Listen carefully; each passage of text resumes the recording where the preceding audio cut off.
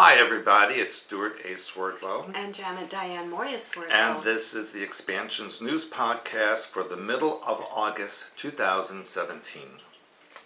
And I must say, I think summer is just about over here because this morning it was 8 centigrade or 48 degrees Fahrenheit for August, and it's been that way since July. Yeah, well, it's going to be interesting to see what happens for a September spectacular, because usually September is spectacular here in Michigan. Yes, well, I think it's going to be spectacularly cold. Well, that's okay. And you even noticed the leaves turning already. Yeah, which maybe will be beautiful by then. I love it when the leaves turn. Yeah, and by the way, on the National Weather Service, it said that the U.S. is expecting its first major snowstorm this week, No. middle of August. Where? Yes, in Alaska. Oh, Alaska. Yes, but even for Alaska, middle of August, heavy snowstorm is not usual. It's not? No, but then as you know, that we get all the weather from the northwest, so that cold air is coming.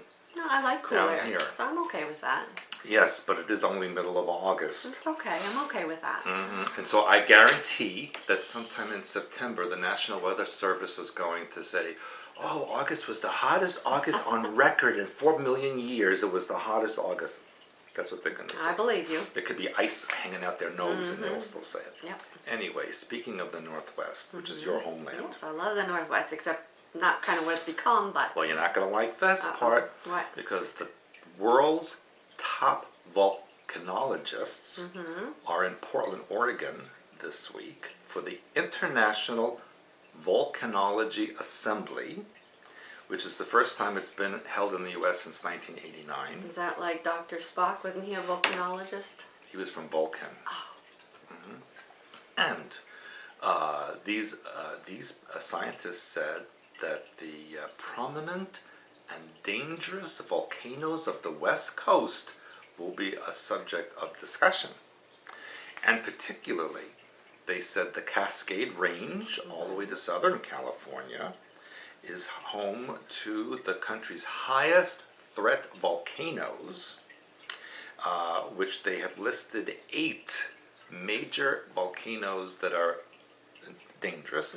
And they said Mount Shasta tops the USGS, or the U.S. Geological Survey's list of the very high threat volcanoes in California. You know, I don't know if you remember, but I reported some years ago that even when there was supposed to be snowfall, that hikers went across areas that were hot with melting snow where it shouldn't have been. It wasn't global warming, it was magma. Yeah, and the thing is that they again dropped that story. Well, they're not now, because they said that the volcanic areas in California, and this is what they said. Now, people in California, pay attention. They said 7 volcanoes in California are young, nervy, jacked up on magma, and, quote, likely to erupt. Okay, these are the world's top volcanologists. So why are they meeting on the West Coast? They're like, they should be meeting on the East Coast, far away from Because maybe it's the last chance and then it's not going to be there anymore, so they're going for the possible. last time. Yeah. So again, I am warning people in California, and actually everywhere west of the Rockies, it's not just earthquakes, but eruptions. Especially watch out for Mount Diablo east of San Francisco and Mammoth Lake Volcano in the east central part of California, which pretty much daily is having quakes, so something's going on there. Speaking of eruptions and shaky areas, you know what's going on in Charlottesville, Virginia, where there have been clashes between white nationalists and counter-protesters, especially from the University of Virginia. And apparently hundreds of white nationalists joined a march towards the statue of Thomas Jefferson, chanting, "Jews will not replace us," and "White Lives Matter." They clashed with the University of Virginia students and held anti-racist protests, but a 20-year-old man of Nazi persuasion drove his car directly into the crowd, killing a woman and injuring almost 20 people. Then he backed up and drove into the crowd again. So people, this is what's going on in the United States. There are people walking around with Nazi flags, Ku Klux Klan coming back to life. They're gathering at the statue of the Confederate General Robert E. Lee from Civil War time. What did I tell you was going to happen? I said Civil War in the United States. And I think you have a story about this, which I'm not going to say anything more. But mine is very short, so I'm just going to say that in the news it said that now there is a movement growing for the South to secede from the U.S. again and become the Confederate. No, that's just a couple of comments before you go on with that story, because that's basically what I was going to tell you. But the thing is with the U.S., and people who don't live here or in various regions may not know, that through the years there have been movements for different states to secede from other states. So even like where I lived in Washington State, Eastern Washington at one point wanted to create another state with Northern Idaho because what would it be called? I don't know. Washoe? I don't know. But because west of the Cascades was a whole different mindset, east of the Cascades was different, and we were more in alignment with Northern Idaho, and then Southern Idaho was kind of its own thing. You have to live there. That's why I said. So just they like worship potatoes and stuff. Maybe, but this has happened in various states. So there have been movements to secede here and there. Now, to me, that keeps that idea of secession alive. You know, that imprinting. So it's kind of what I basically was going to say. And then the other thing I was going to just mention, notice that this happens in Charlottesville. The reason I bring that up is because, again, we talk about the power behind the U.S., which really is the power of the throne. And what did Kate and William name their daughter? Charlotte. And now here we have Charlottesville. Oh, that's true. So, you know, again, this is more imprinting of what's happening out there. So, go ahead. Well, I'm telling you, people, this country's going down the road of Nazi Germany in the 1930s. Just same thing happened in Nazi Germany. Someone was elected that nobody understood how he got into power. Then there started to be riots and protests against blacks and Jews and blah, blah, blah. And here we go, all over again. Well, that's what I said, divide and conquer. Except in the United States, it's even more scary because there's a lot of people here and a lot of minorities here, and this is really not going to end well. Well, the thing is they're, like we've talked about before, they're going for fear and rage, and people are upset because they have been suppressed, and they're fearful that they're not going to get ahead, and so on and so forth. So that's what they start. And as you know, President Trump warned Kim Jong-un. You know, it's like there's two I'm sorry, I shouldn't say it. No. Mentally disturbed people, little boys that from spoiled families that are arguing with each other over their toys. That's what it's kind of like. That's what they're trying to put out for you. But again, now, I will remind everybody that they're puppets. But go ahead. Yeah, they're very bad puppets. They're doing what they're supposed to do. President Trump threatened military action against Venezuela. Not North Korea. Well, that's besides the point. He said that he cannot rule out an armed response, and said the country is a mess. Well, he should look in the mirror. Anyway, Trump also issued a new ultimatum to North Korean dictator Kim Jong-un, saying that he will regret it if he uses a single overt threat against the United States. Well, he's done it 4 times more since he said that, and Trump has done nothing anyway. So, as far as Venezuela is concerned, Trump said, we don't talk about it, but a military operation, a military option, is certainly something we could pursue. But why? I mean, I'll tell you why. Can I finish? Maybe. And he said, this is our neighbor. No, it's not a neighbor. We have troops all over the world in places that are very, very far away. He always uses the words over and over again. Very, very far. It's terrible, terrible, blah, blah, blah. He says, Venezuela is not very far away, and the people are suffering and they are dying. So are people in the United States. Look at Virginia and other places. He said, President Nicolas Maduro, who won a vote on July 30th that they said was illegal, placed a new law that allowed him to replace the opposition-held National Assembly with his own supporters. It sounds like what Trump did, right? Yes. Trump replaced everybody with his supporters. And the United Nations condemned Venezuelan security forces for using excessive force and detaining people without cause. Well, guess what? That's what Homeland Security is allowed to do as well. So maybe they should condemn the United States also. And Trump told the reporters while he was playing golf in New Jersey that the Army was locked and loaded. He warned Kim Jong-un that he will regret it if he issues a single overt threat against the United States, indicating that the U.S.'s supersonic bombers are on a hair trigger to strike North Korea. Now, China said they would only intervene in the conflict to stop America if they attack North Korea first. If Pyongyang attacked, they would stay neutral. So obviously, Trump is saying things to provoke North Korea to do something first, so then he can attack them and blah, blah, blah. You know that story. No, because they're setting everybody up, as I've said. Speaking of a setup, there is an Israeli journalist who said, I spoke last week about the Israeli Minister of Communication, Ayub Kara, who actually is an Arab, but he works for the Israelis. And this journalist says he made me feel ashamed as an Israeli, as a journalist, and as a liberal human being, because Ayub Kara wants to put Israel together with Saudi Arabia and Egypt, Bahrain, and the Emirates to declare war on Al Jazeera.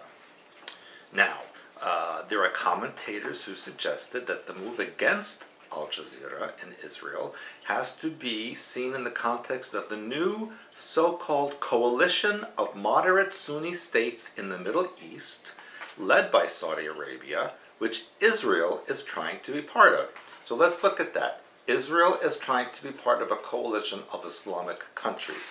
That's very interesting. Well, that doesn't even make sense, does it? No. And he said there's a secret relation with Riyadh and Cairo. Well, this week I have learned new historical information on the Middle East, which I will be discussing in September. At our September Spectacular? Yes. Wow. And it's quite eye-opening because people don't know this history. The only ones who really know are people who studied in Islamic schools in Islamic countries. Anyway, and I got that information. Anyway, speaking of Middle East and Trump and all of this, President Trump is sending his son-in-law, Jared Kushner, and negotiator Jason Greenblatt, so two Jews that nobody knows who the hell they really are, to meet regional leaders and discuss a path to substantive Israeli-Palestinian peace talks. Like, that's never been done before and failed.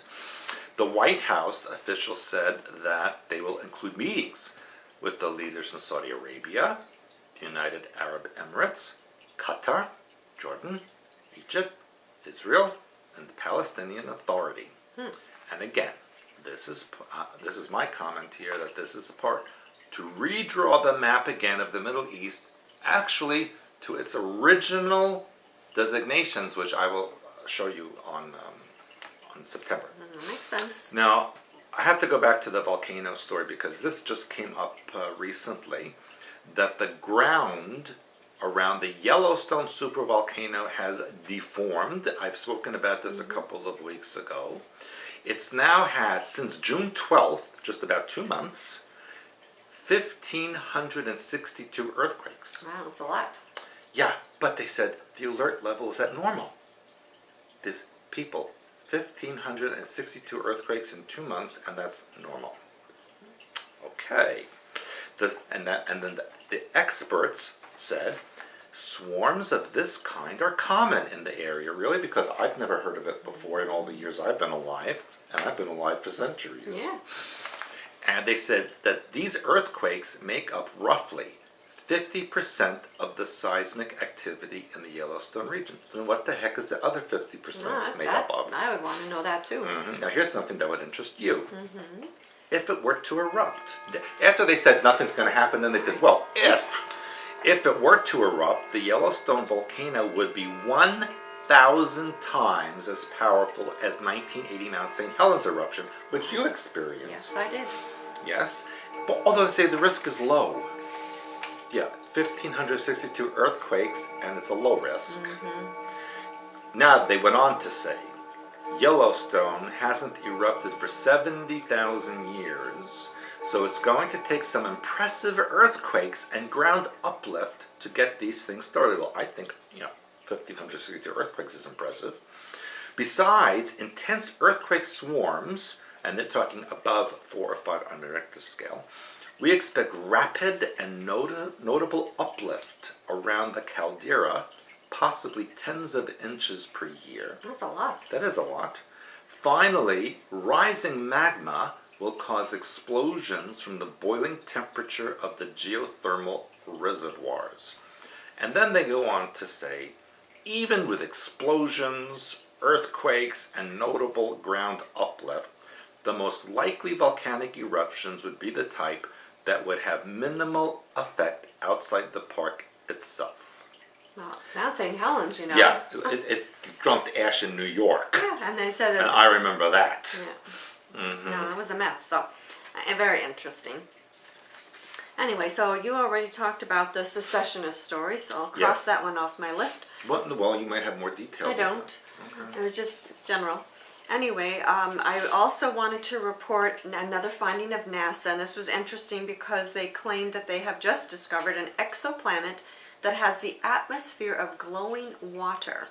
Now, interestingly enough, this planet, which is located about 900 years away from the Earth, Light years, right? light years, they name it WASP-121b. WASP, W, like this. Ooh. But the thing that's interesting, isn't that a derogatory term for some No, ethnic it's a group? white Anglo-Saxon Protestant. Okay, there you go. But that's, Protestants don't care if you call them a wasp. They're proud of it. Well, but regardless, But besides because that, remember I told you that a few weeks ago I said that wasps were the most alien creatures on the earth? yeah, but that's what's interesting because to me, they always have many different meanings. And I also told you that when the Kuiper Belt finally arrives, their front military is wasp-like beings. So now they have WASP here. We have it referring to a certain ethnic group here on the Earth. We have this planet with water, so a water atmosphere, or atmosphere of glowing water specifically. So I thought that was very interesting. And then this is another one in science, which hopefully one day maybe might be a good thing. I don't know. But apparently groundbreaking skin patch the size of a penny can regrow organs. Oh, good. According to researchers at the Ohio State University. Apparently there's a nanochip that you place on the skin, and the chip injects a genetic code into the wounded area, which causes it to restore. Yeah, but whose genetic code? Your own. So therefore, right now it's only being done on mice, but they said that because it uses a patient's own cells and does not rely on medication, they expect it to be approved for humans within the year. Oh, good. Now, or trial anyway, human trial within the year. I'll test it on me. But the issue is, okay, if they're telling us, it means it's already been done. And the issue is that would be great to use it for healing, but can they also use something like that for mind control? Well, duh. And are they already using things like that for mind They control? already have a mind control stuff. They don't need more. So that's why I said, it's kind of a good thing, for public consumption. I think I'll try it. But I'm hoping it means good things as well. We'll see. And now, of course, you all know how I feel about marijuana for recreational use. I know you're constantly smoking it. Yes, well, anyway, I don't particularly care for it. If it's a medicinal, it's one thing. A true medicinal, not a pretend medicinal. A lot of people take it pretending they need it. So I want you to pay attention because just like everything, even carrots, if you eat too many carrots, and you can get vitamin A toxicity from that. So you have to be careful what you do.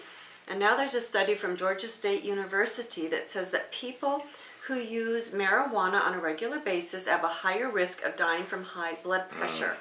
And apparently it increases 1 time with every year of use. Oh my. It's more dangerous for health than smoking tobacco. Right. Because it stimulates the nervous system and it causes a greater heart rate and oxygen demand. Although this study says it doesn't imply that more marijuana users will die from heart disease, but it does say that they will die. They have a 3.42 times dying more than people who don't use it. And the other thing that was interesting in this article, and because we have known people like this, it says that if you go from an occasional user, this is recreational use, to a daily user, it increases a person's psychosis risk by up to 159%. And I have seen them go bonkers. We have.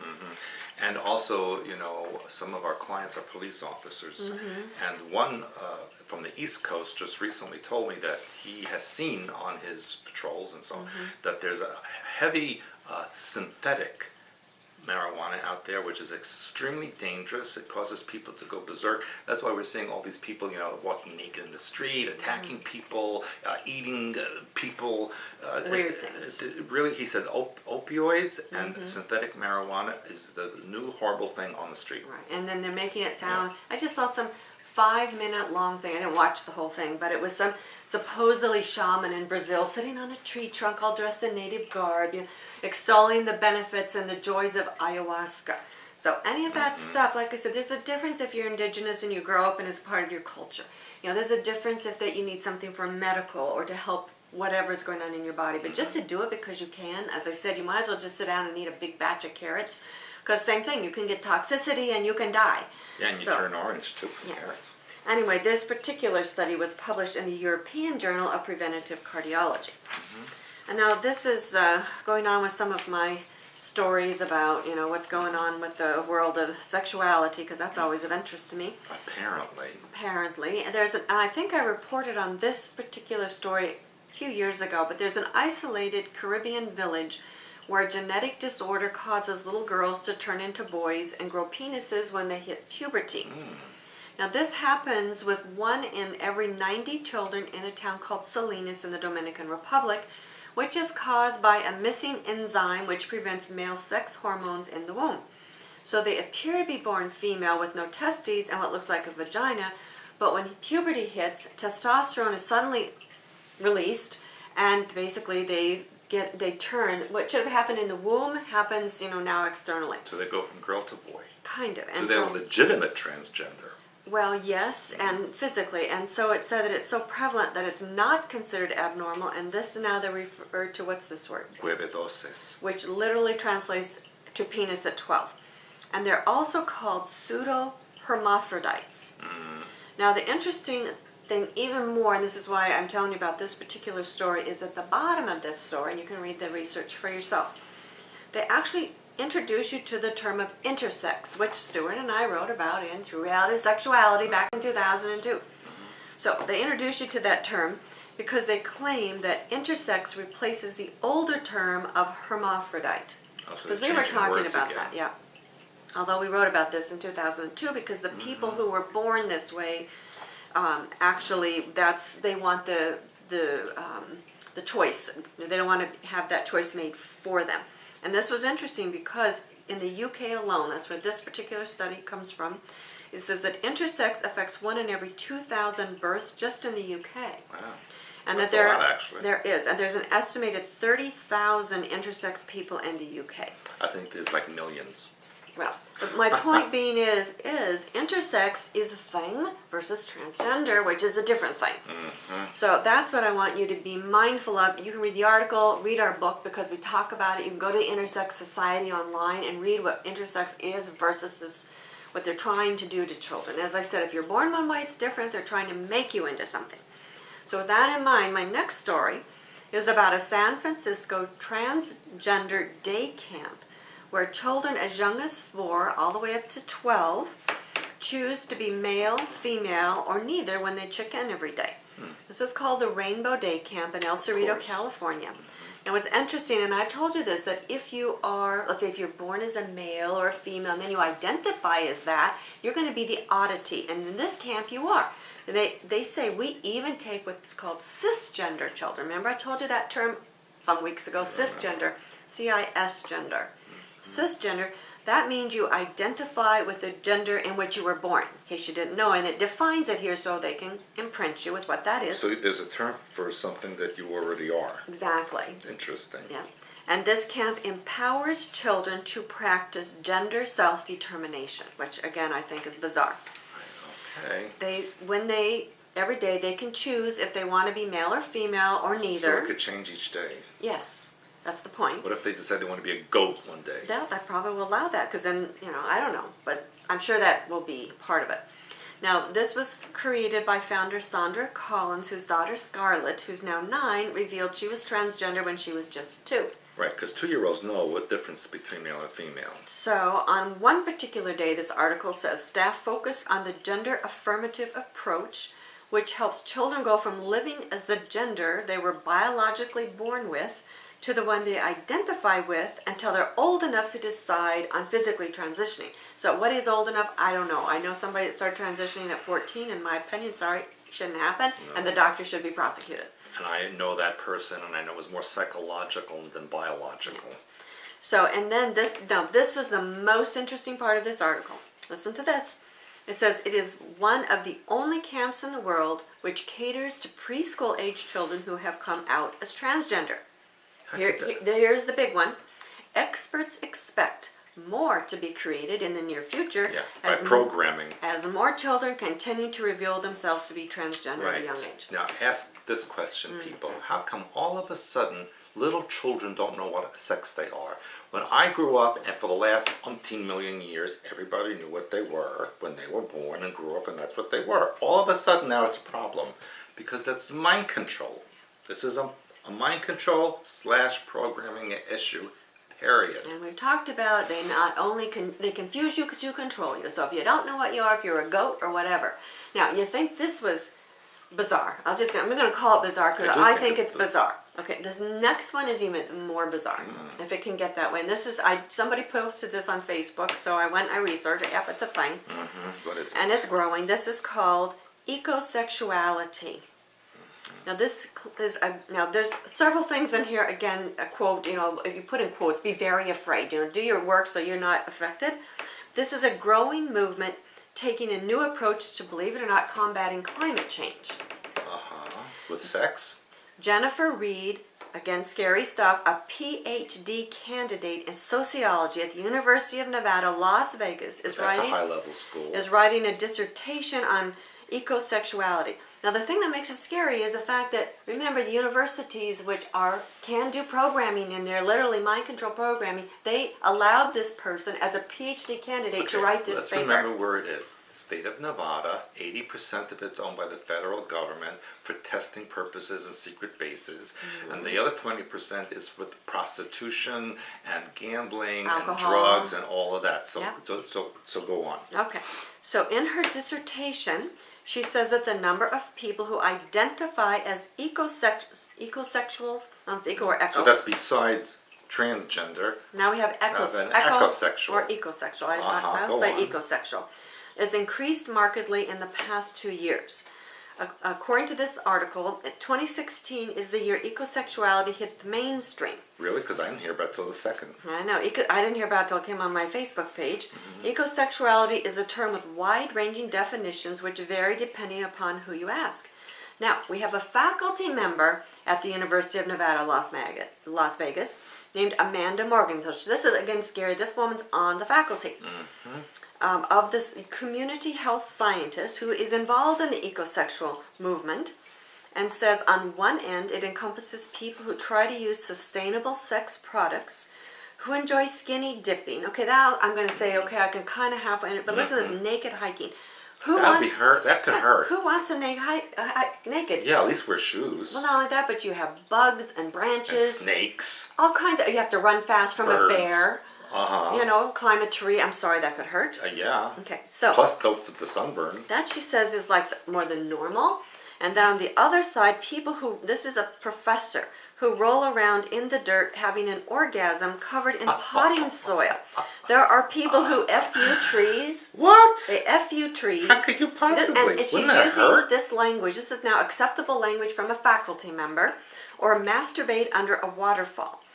The movement's growing prominence owes much to the efforts of Bay Area performance artists, activists, and couple Annie Sprinkle and Elizabeth Stevens, who made eco-sexuality a personal crusade. They even published an eco-sex manifesto on their website, Sex Ecology, and produced several films on the theme, including a documentary. Now listen to this. They claim this is a new form of sexual identity. Ecosexual. Having sex with a tree.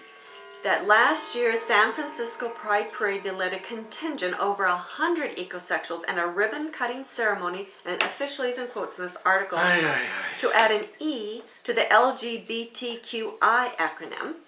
That's going to take every letter of the I know. alphabet eventually. They believe that there are now 100,000 people around the world who openly identify as ecosexuals. Who have sex with plants and dirt. And then they began officiating ecosexual weddings because the two, they call themselves artists, believe they're active in marriage equality. So they want to harness that energy for environmental causes. They said their aim is to conceptualize the way we look at the earth, from seeing the planet as a mother to seeing it as a lover. Okay, that's like a really sick form of earth pedophilia. Yeah. Because well, in this video that passed by my Or incest, actually. yeah, because you It's come from a earth mother. incest. Yeah. Don't screw your mother. Because the thing is in this video they show them licking trees, naked, Doesn't that hurt your tongue with the bark? and eating soil and dirt and rubbing that all over their personal parts. Okay, and can I say something? Right. These are people who are afraid to have relationships with other people. No, That's what that's okay, about. but when we talked about this, not only that, they can marry. So they marry a stick. Married a tree. No, or a stick, or a rock, or a river. Okay, they need to be in an institution, those people. So I'm just telling you, this is They the can next get all the dirt they want. weirdo thing that's happening that we're going to say, oh my God, and then pretty soon you're going to accept that as normal. And listen to this one. Now, this is, again, what my feeling is this is going to be part of New World religion and paganism. Well, Because they are now going to be worshiping the earth like they used to do, but the way that the New World religion wants you to worship. And these kind of people are just opening the frequency and leading the way. So I think it's that is really sicko. But every time you think it can't get any more bizarre, it does. I'll So, leave it to you to find it. I'm not done though. no? No, I have I things can to tell them say. about the books. You can, but I have things after that. All right, so tell them about the books. The True Reality of Sexuality, 13 Cube. These are case studies and mind control.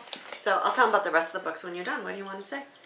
Well, I wanted to remind them about the September class, which is coming up really soon. Yeah, we only have a couple places left, so get your registration in if you plan on again, coming. I don't think that we don't film it.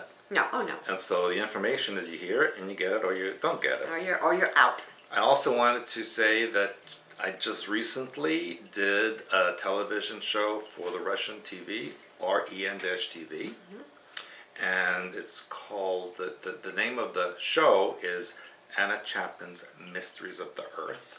You may recall Anna Chapman, who was expelled from the United States in 2010 for being a Russian spy. So that should be interesting. Your mother, your grandmother, your maternal grandmother was a Russian my spy. father's mother. Oh, your paternal grandmother Yeah. was a Russian spy. Yeah, Oh, she was a that's interesting. Soviet spy, and so Anna, wanted me on her show, and they actually told me that I'm the star of that episode. Wow, well I can't wait. And it will air in Russia, not here. It'll air in Russia end of September, early October. Are we going to be able to see it Well, someday, or do they we know? promised to give me a copy. Like a link or something? Copy. I don't know what language it'll turn out to be in the copy, but We'll see. we'll see. Then October, of course, is the bus trip, which is booked. It's That's gone. full. You lost your chance. Yep. Then right after that, which is going to be interesting for me, I come back and go to Belgium. We're waiting for that information to post on the I website. thought you got that No, already. I haven't gotten it. Well, I'm I'll have to waiting. find out from them.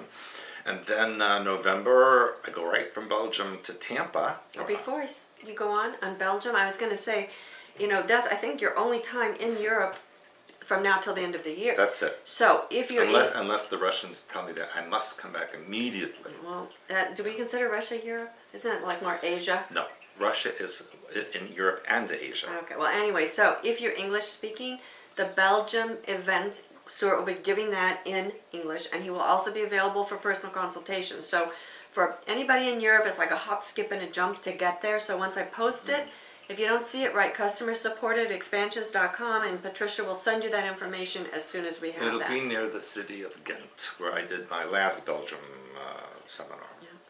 Anyway, Go on. then November is Tampa, just the one-day seminar, but I'm going there for other reasons. And are you going to be doing personal consultations I there? don't We know. don't know yet. I have no idea. Probably not. I don't have time. Okay. And then December, after Christmas and through New Year's, we will be in Nevis. And we're very again. excited about this. December, roughly, we're waiting to find out, get everything confirmed. December 28th through January 3rd, we're looking at getting group rates for the hotel because it's high season, and you want to remember, because it's high season, if you're coming, you got to get your airline tickets. So we intend to do that this week, and that should be posted And soon. one of the people coming from Europe is getting married and asked me to be his best man at this week. So Wow. that's going to be very interesting. Yeah, so we have already people coming from all over. There will be a SMOC, Sacred Medical Order, the Yes. Knights of Hope investiture. Yes, but it will also be a very strong beginning for something else, Well, we should announce that. which is the revival of the new Templar order in its original form. There are many Templar orders out there now which are not really Templar. This is actually sanctified by the Chaldean Church, under which SMOC is a diocese. So that's the original church from 58 AD. Yeah, it's not very the, not the fascinating. Vatican at all. If you have not seen the page on our website, if you go to the expansions.com, go to SMOC/Templars, go to that page, and you'll find your information. And as soon as we get this trip finalized, which should be any day, then we will post that. And of course, the webinars will start up. We don't know when. Yeah, no, I do know when. Oh, I you have, know yeah, I didn't bring the date with me, but it's September, after the September Spectacular. Because then we're going to go to New York after that, and It doesn't matter. I It's- still have all the dates on there. So if you go to the webinars at my self-healing group, webinars will be starting up from now till the end of December. okay, Okay? yeah. All You right. won't let me talk about the new books that are coming. I can't No. even mention it. No. And then our January class 2018. So we always have something for you, no matter where you are in the world. You can meet us. You can do something with us. Yes. Great books, Decoding Your Life. This was Universal Law. If you don't have it, sign up for our newsletter. You get the free book on Universal Law, which is kind of based on here loosely, but it's got the universal laws in there. Your daily affirmations. A lot of people are going through a lot of stuff. You pick it up, you open it up, you've got a subject, and you can go. So your own personal self-help, as well as sign up for a membership, less than $1 a day, and Stewart and I are on there on a daily basis, helping you and giving you guidance along with other like-minded people. Hyperspace Helper, Hyperspace Plus, 2 great basic beginning books of our work. Blue Blood, True Blood. This is a classic bestseller, and True World History is right behind there. So if you want to know what's really going on in the world, this is it.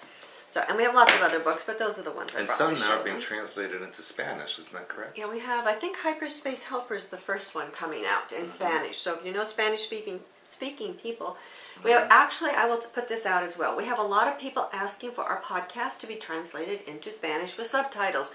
If you're willing to do that, let me know. You can send us something on Facebook, customersupport@expansions.com, but we have a lot of people asking for our podcast in Spanish. Yeah, and of course, I mentioned that we have a new Latin American sponsor in Mexico, and is arranging for a very big seminar in Mexico City for March. Right, so- and after that to Cancun, Probably, no, something in Cancun. and that's not for the public. Not for the, it's private. It's private. It's for eco-sexuals. Yeah, that's what It's it for is. No, it's eco-sexuals. private. So just the Mexico City is being organized. Roughly, we have our date of March 10, but that's not been finalized. Again, when it's finalized, it goes on the site. So be sure you watch under events, expansions.com. Join our website, because we talk about a lot of these things in advance of posting, so you can kind of be up on what's happening.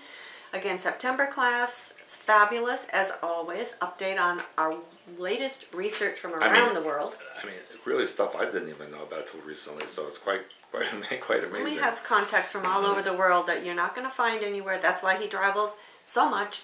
And when I can, I tag along so we can talk to the locals and we get real information and not the party line. Yeah, but I'm not going back to Togo anymore. They want to, use my kidneys, my organs. Yeah, nobody wants those anyway. I don't No, think they actually, really wanted them. You know what? I offered to for them. I think I you had would. to pay I them. think I think they It's rejected. like, you have to pay us to take your organs. Yeah, I think they rejected them. Yeah, they did. Anyway, so are we done? Yeah, I think we're done. All right, we'll see you next week. Bye. Bye.